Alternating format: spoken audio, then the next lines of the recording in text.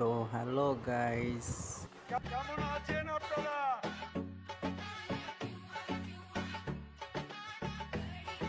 তো আজকে আমি শেখাবো কিভাবে solo versus squad game play করতে হয়। ওকে, তো শুরুতে ম্যাচ স্টার্ট দিয়ে দিব, তারপর ম্যাপের এক কোনায় নেমে যাব। ওকে, এক জায়গায় নামার পর এখানে মানে 4-5 স্কোয়াডের সাথে নামা যাবে না, কখনোই না, কারণ নামলেই শেষ ভাই, বুঝিনি তো ভাই এখনকার। তারপর যাই হোক, এখন টুকি টুকি টুকি টুকি করে কিছু গান মান লুট করে এই যে এদের সামনে দুটো স্কোয়াড, তো আমাকে থার্ড পার্টি করতে হবে।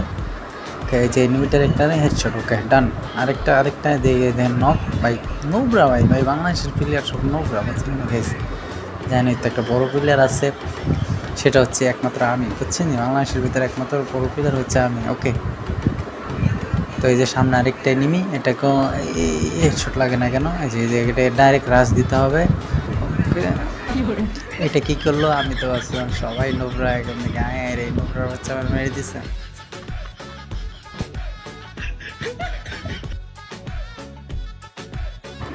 যাই হোক, এটা কোনো ব্যাপার না, প্রথম ম্যাচ তো তাই ছাড় দিয়ে দিচ্ছি। এখন আবার একটা ম্যাচ স্টার্ট করে দিলাম। তো গাইস, এবার কী করতে হবে আমাদের? আবার একটা ম্যাচ স্টার্ট দিয়ে আবারও সেম জায়গায় নামতে হবে। ওকে, সেম জায়গায় নামার পর গান লুটতে হবে।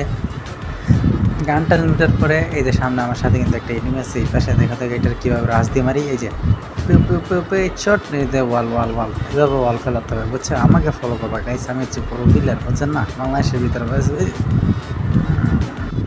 ভাই এগুলা কি দিয়ে মারে ভাই? এইগুলা মরে না, আমি কেন মরে?